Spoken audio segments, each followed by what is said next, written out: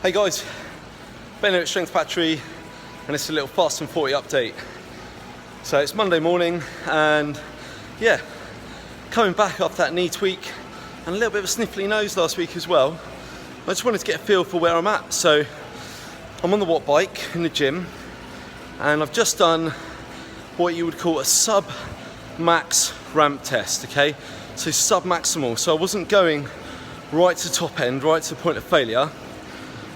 Because frankly, I think I'll be doing that Tuesday or Wednesday, the way my week's panning out this week and my energy levels. But it's a great way to just validate where I'm at in the moment and how progress is going in my training.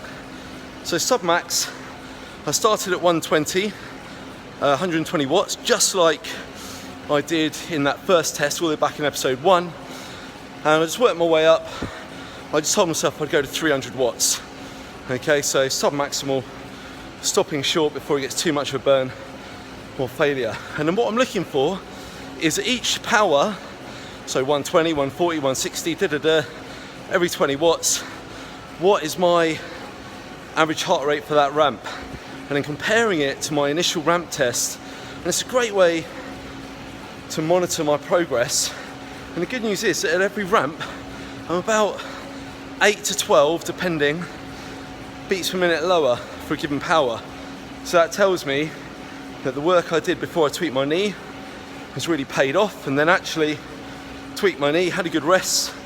I've really consolidated those gains, which is good, and I'm in a good place. So I'll be cracking on. So I'm going to spin my legs out now, just 15 minutes aerobic, and then I'm going to do a good hard effort, probably tomorrow back here on the watt bike. Wish me luck. So I've just got off the watt bike, hit the shower, and I've actually just had to come out to the van to record this next part of the video just because the gym's got really noisy. I just wanted to talk to you a little bit about, using numbers and data, both in terms of power, but for most people who don't have access to power, just using heart rate and distance and duration as a way of monitoring your fitness. So what I was talking about earlier is I did a ramp test there, just sub-maximal, so I didn't go to complete failure. And each ramp, so 120, 140, 160 watts, okay, going up in 20 watt increments to 300, I then also recorded my average heart rate for that ramp as well. And so what I'm looking to do there is, appreciate, have I improved my fitness? And there are different ways that your fitness can improve. And in this case, what I'm looking to do is a certain output, which is an amount of watts, so 200 watts. If I can do that with less effort, i.e. at a lower heart rate, then that means I'm fitter. I've become more efficient because I'm doing the same amount of work, like the same output. 200 watts are going into the bike, but it's only taking 130 beats per minute out of me instead of 140 beats per minute out of me. And that then is basically an improvement in your fitness. So it's really measurable, and it's a really simple way to just keep track of your progress. Now, if you don't have power, how can we go about doing this? There's a number of ways you can do it, both indoors and outdoors. So for instance, you might do a certain outdoor loop on your road bike or on a mountain bike, or even running, okay, depending on what sport you do. And if you can do that same loop in the same amount of time, but at a lower average heart rate, then guess what? You're being more efficient because you're doing the same amount of work, but you're using less, you're putting less effort in. And so then that shows that you've improved your fitness. Similarly, if you can do that same loop, but at the same heart rate as before, but now you're doing it quicker, then for the same amount of effort, you're doing it quicker. That's another way that shows that you've improved your effort. Okay, and this applies across all the different things in the gym.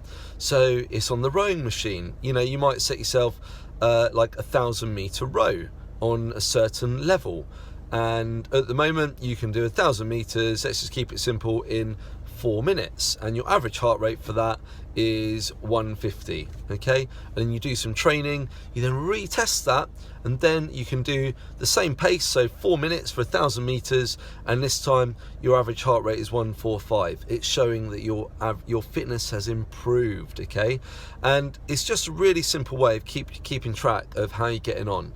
And it ties into with the whole idea of keeping some records. So whether it's just on a bit of paper, you know, a little notebook, writing it down, or on your phone, or using fancy apps and training watches and stuff like that, it doesn't really matter.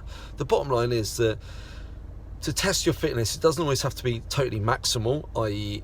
going to the point of total failure where you want to vomit. But what we can do is just regularly just check in.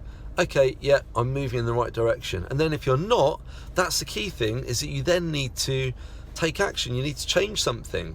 You know, what can I change to make sure that I am improving? Maybe I need more rest. Maybe I need to restructure my training. Maybe I need to alter my training zones, because I've made some progress and now my training zones for my heart rate monitor, they're a bit out and I need to alter them.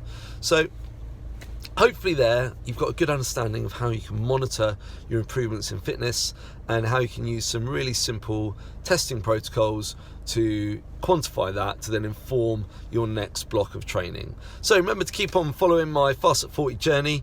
I'm going to try and check in regularly, although the baby is imminent now. It was due yesterday, so it could disappear at any moment. So I hope you're all going well, and remember to hit subscribe, share this journey with your friends, and if you've got any questions, leave them in the comments below. Thanks.